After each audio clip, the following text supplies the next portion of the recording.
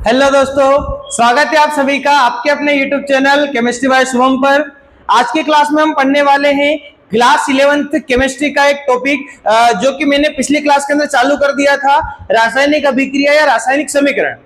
आज की क्लास में हम पढ़ने वाले हैं रासायनिक समीकरण को संतुलित करना। कैसे रासायनिक समीकरण को संतुलित करते हैं उसके पहले पढ़ेंगे कि एक संतुलित रासायनिक समीकरण क्या होती है, क्या परिभाषा होती है संतुलित रासायनिक समीकरण की।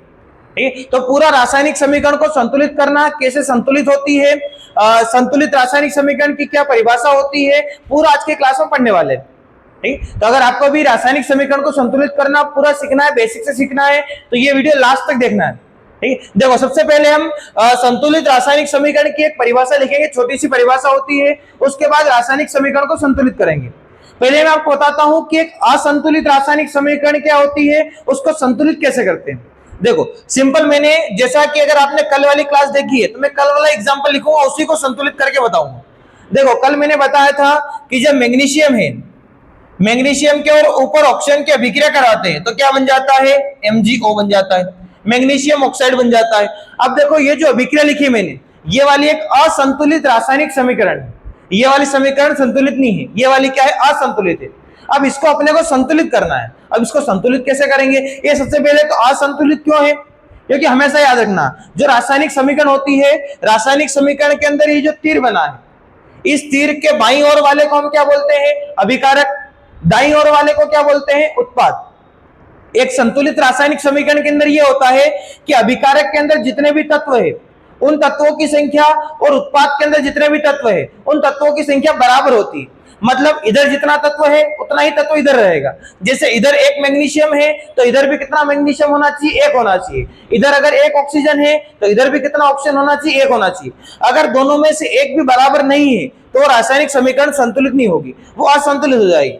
फिर बाद में अपने को उसको संतुलित करना है। अब संतुलित कैसे करते हैं, देखो पहले चेक करो ये संतुलित है कि असंतुलित है। तो मैंने क्या बताया, तीर के उधर और तीर के इधर सारे तत्वों की संख्या बराबर होना चाहिए। देखो पहले इधर एक मैग्नीशियम है तो इधर भी कितना मैग्नीशियम है, एक मैग्नीशियम है, बराबर हो गया, छोड़ दो इसको। अगला इधर कितना ऑक्सीजन है, 2 है, इधर कितना ऑक्सीजन है, 1 है। उधर 2 ऑक्सीजन है, इधर कितना ऑक्सीजन है, 1 ऑक्सीजन है। तो बताओ बराबर है क्या, तो बराबर नहीं है। उधर 2 है लेकिन इधर 1 है, इधर कम है। तो अपने को इसको बराबर करना है। बराबर करने के लिए हमेशा जो कम वाला है, कम वाले को उसके बराबर करना है। यहाँ पर 2 है लेकिन यहाँ पर कितना है, 1 है, तो इस 1 को अपने को 2 बनाना है। लेकिन हमेशा याद रखना किसी भी सूत्र में तत्वों की संख्या बढ़ाने के लिए अपने को तत्व के नीचे कोई चेंज नहीं करना है। अगर कोई सूत्र दिया तो उसके बीच में कुछ भी नहीं लगाना है, हमेशा आगे गुणा करना है। आगे आप किसी भी संख्या में गुणा कर सकते हो। जैसे मैं एग्जांपल बताऊं तो मैंने यहां पर लिखा है NaCl। अगर मैं आपसे पूछूं कि Na कितना है तो Na कितना है, 1 है। Cl कितना है तो Cl भी कितना है, यहाँ पर 1 ही है। एक Na है और एक क्या है, Cl है। अब मैं बोल दूं कि यहाँ पर मुझे Na और Cl दोनों को 2-2 बनाना है। दोनों को 2 बनाने के लिए मैं आगे किससे गुणा कर दूंगा, 2 से। तो 2 Na हो गया, साथ में 2 क्या हो गया, यहाँ पर Cl हो गया। ऐसा नहीं कि मैंने बोल दिया 2 Na और 2 Cl चाहिए तो आप बीच में 2 लगा दो, वो गलत हो जाएगा। अगर आपने बीच में 2 लगा दिया तो सूत्र बिगड़ जाएगा, सूत्र नहीं रहेगा। फिर NaCl सोडियम क्लोराइड नहीं रहेगा, सूत्र गलत हो जाएगा। इसके लिए अपने को बीच में कोई चेंज नहीं करना है। जैसे अगर मैं बोल दूं यहाँ पर मैंने लिखा H2SO4, पहले तो इसके अंदर अपने को गिनना सीखना है कि कितने हाइड्रोजन है, कितने सल्फर है, कितना ऑक्सीजन है। अगर मैं बोलूं कितने हाइड्रोजन है, 2 हाइड्रोजन। कितना सल्फर है, 1 सल्फर है। कितने ऑक्सीजन है, 4 ऑक्सीजन है। 2 हाइड्रोजन, 1 सल्फर और ऑक्सीजन कितने हैं, 4 है। ठीक, तो यहाँ पर इसके अंदर 2 हाइड्रोजन है, 1 सल्फर है और 4 क्या है, ऑक्सीजन है। अगर मुझे इन सबको डबल करना है तो डबल करने के लिए कुछ नहीं, मैं आगे 2 का गुणा कर दूं। आगे 2 का गुणा किया मतलब हाइड्रोजन कितने हो गए, 2 दूना 4। सल्फर कितना हो गया, 1 था, आगे 2 लग गया तो 1 दूना 2। ऑक्सीजन कितना है, 4 था, आगे 2 लग गया तो 4 दूना 8। आई बात समझ में। ठीक, तो यहाँ पर ये सबसे पहले अपने को किसी सूत्र के अंदर तत्वों को गिनना आना चाहिए। ये मैंने अभी आपको सूत्र के अंदर तत्वों को गिनना ही बताया क्योंकि ये रासायनिक समीकरण को संतुलित करने में बहुत काम आएगा। ठीक, तो अभी इतना समझ में आ गया तत्वों को कैसे गिनते हैं। अब देखो यहाँ पर इसको संतुलित करते हैं।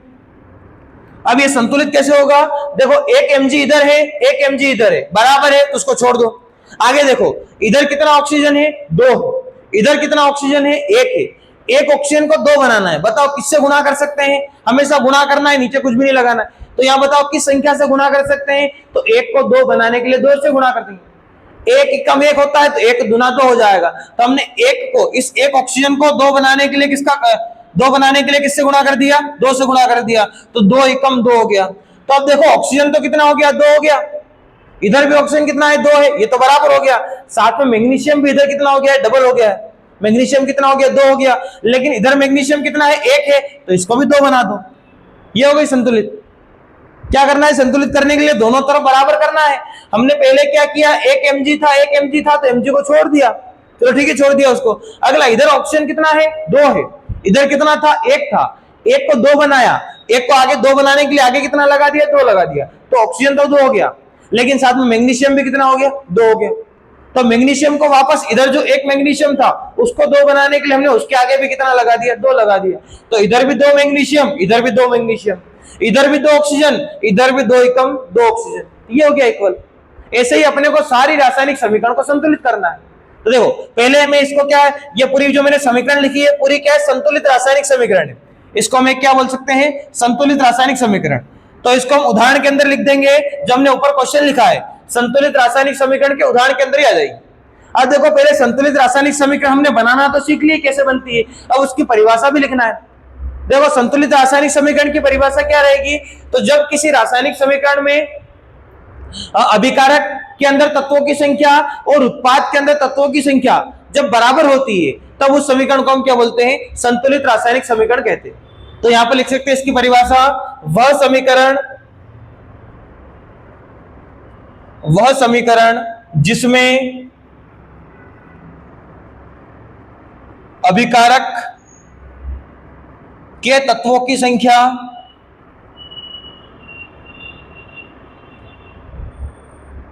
व उत्पाद के तत्वों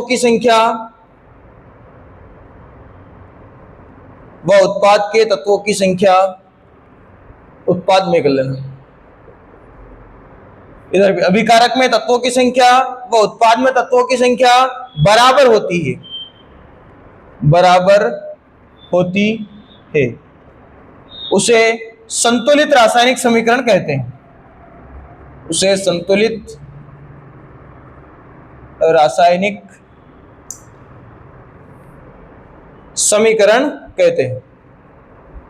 उसे संतुलित रासायनिक समीकरण कहते हैं। यह उसका एक उदाहरण हो जाएगा। ठीक है, इसमें संतुलित रासायनिक समीकरण क्या होगा? तो वह समीकरण जिसमें अभिकारक में तत्वों की संख्या और उत्पाद में तत्वों की संख्या बराबर होती है वही क्या कहलाती है? संतुलित रासायनिक समीकरण कहलाती है। अब अपने को यहाँ पर कुछ समीकरण लिखूंगा मैं, उन सारी समीकरण को संतुलित करना है।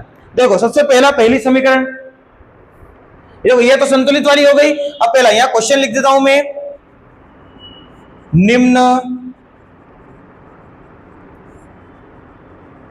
रासायनिक समीकरणों को संतुलित करो।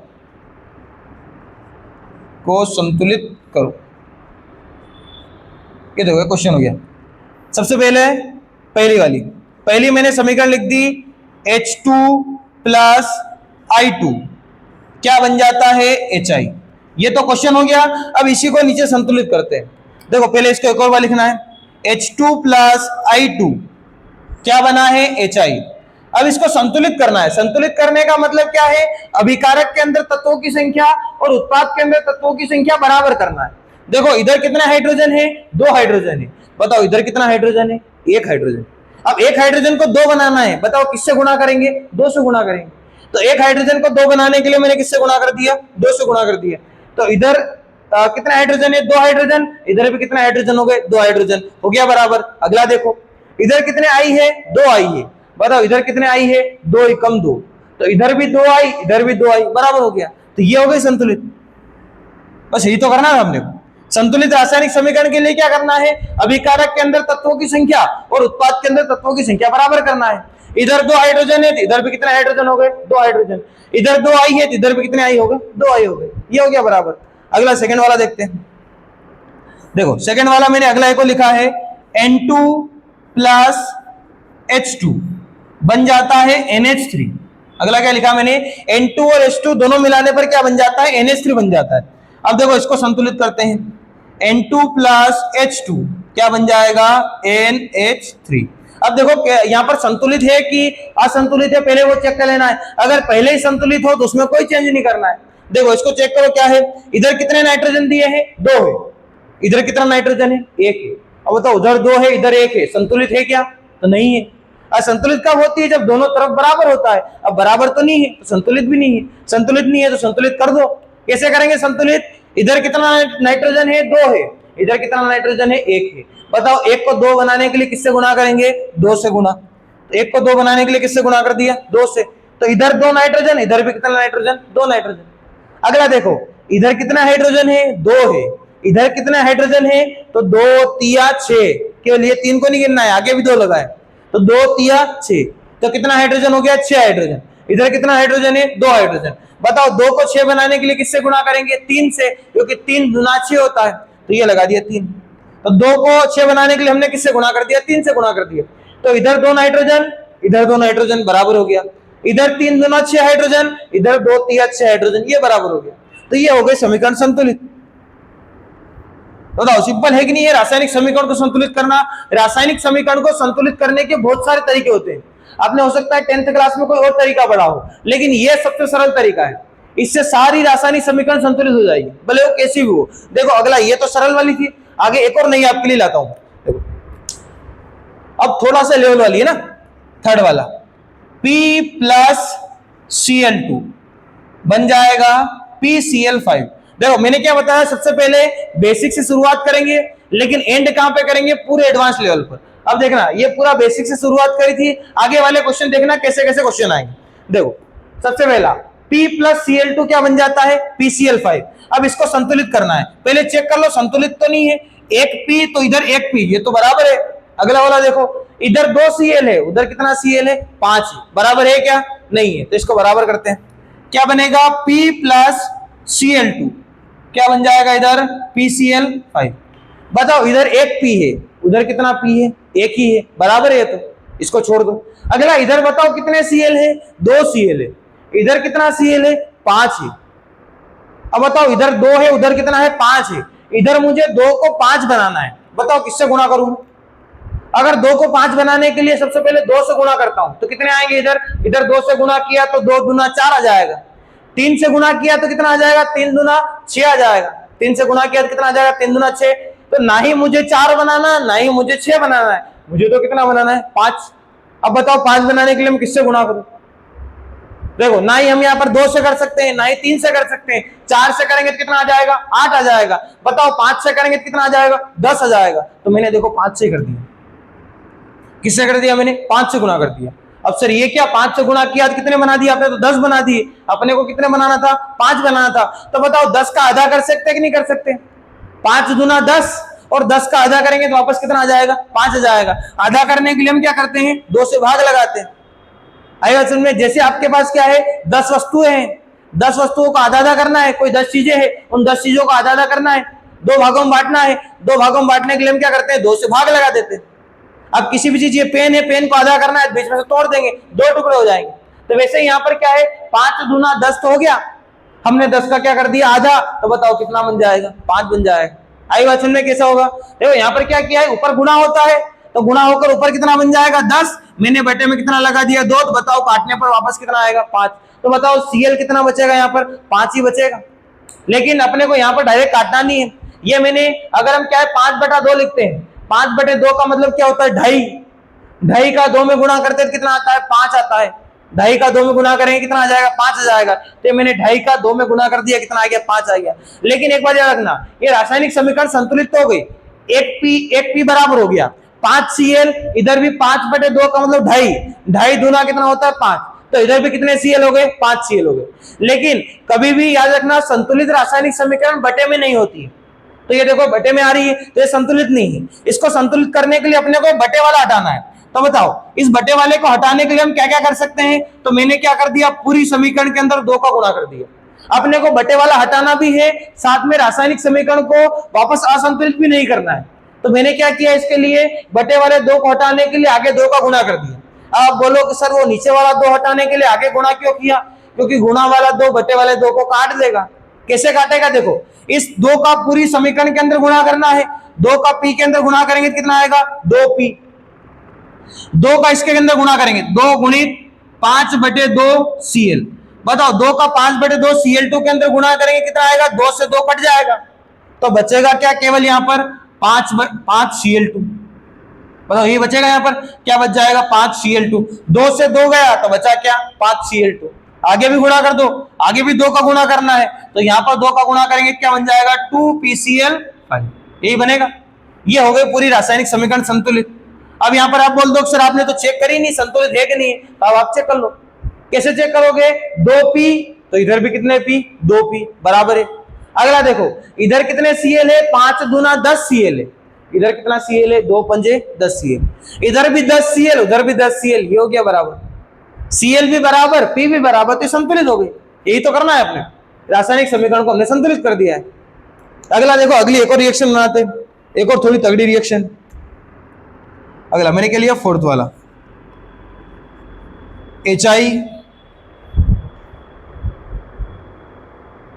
HI प्लस O2 बन जाएगा I2 प्लस H2O। देखो क्वेश्चन क्या है, HI प्लस O2 क्या बन जाएगा, I2 प्लस H2O। अब पहले तो चेक कर लो ये संतुलित है क्या पहले से। देखो इधर एक हाइड्रोजन है, उधर कितना हाइड्रोजन है, 2 हाइड्रोजन, नहीं है संतुलित। पहले पता चल गया संतुलित नहीं है, तो एक और बार लिखो इसको, क्या बन जाएगा, HI प्लस O2।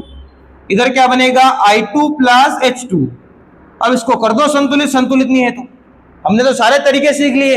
अगर बराबर हो तो 2 का गुणा कर दो, अगर ये बटे में आ जाए तो 2 का गुणा कर देना है, ठीक है। अगर वो बराबर नहीं बने तो बटे में 2 लगा देना, 2.5 वगैरह गुणा कर देना है, ठीक है। तो कैसे भी करके इसको संतुलित करना है। कैसे संतुलित करेंगे, देखो इधर कितना H है, 1 H है, उधर कितना H है, 2 है।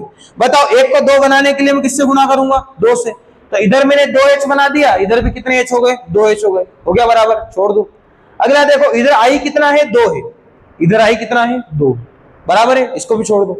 अगला बताओ इधर ऑक्सीजन कितना है, 2 है, इधर ऑक्सीजन कितना है, 1 है, एक ही अकेला ऑक्सीजन है बेचारा। तो अकेले ऑक्सीजन को 2 बनाने के लिए बताओ किससे गुणा करेंगे, यहाँ पर 2 से गुणा कर देंगे, तो 2 ऑक्सीजन उधर 2 ऑक्सीजन इधर, बराबर हो गया, ये छोड़ दो।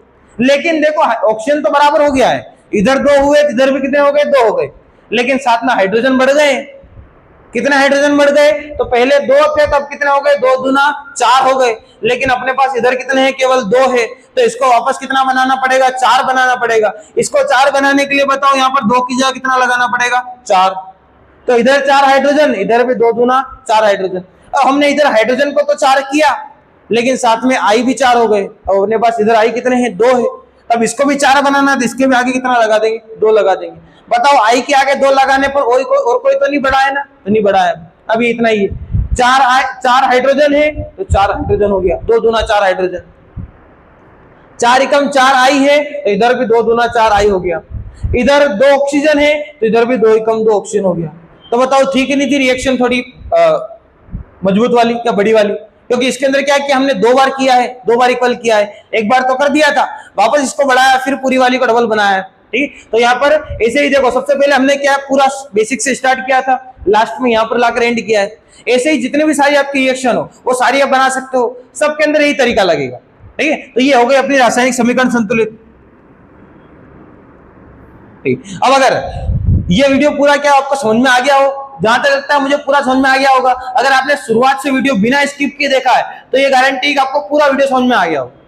पूरा सबसे पहले संतुलित रासायनिक समीकरण क्या होती है, कैसे संतुलित होती है, पूरा मैंने इस वीडियो के अंदर बताया, और ये आपको कर लेना है क्योंकि ये आपकी क्लास 11th केमिस्ट्री के बेस से IMP क्वेश्चन है, ठीक। और अगर वीडियो अच्छा लगा हो तो वीडियो को लाइक करना है, साथ में आपके अपने YouTube channel chemistry bye Shubham को सब्सक्राइब भी करना है, साथ में ये वीडियो अपने दोस्तों के साथ भी शेयर करना है, ठीक। आप जितना वीडियो को शेयर करोगे उतना रेगुलर वीडियो आते जाएंगे, उतना जल्दी आपकी क्लास 11th केमिस्ट्री को कंप्लीट किया जाएगा, ठीक है। तो आपको ये वीडियो अगर पूरा अच्छा लगा हो, समझ में आया हो, अगर इफेक्टिव लगा हो तो इसको लाइक करना है, साथ में सब्सक्राइब करना है चैनल को, अगर सब्सक्राइब नहीं किया है तो, और कर लिया तो कोई बात नहीं, और अगर वीडियो अच्छा लगा हो तो वीडियो को शेयर भी करना है, ठीक है, और इसके नोट्स भी बना लेना है साथ में, ठीक है। Thank you.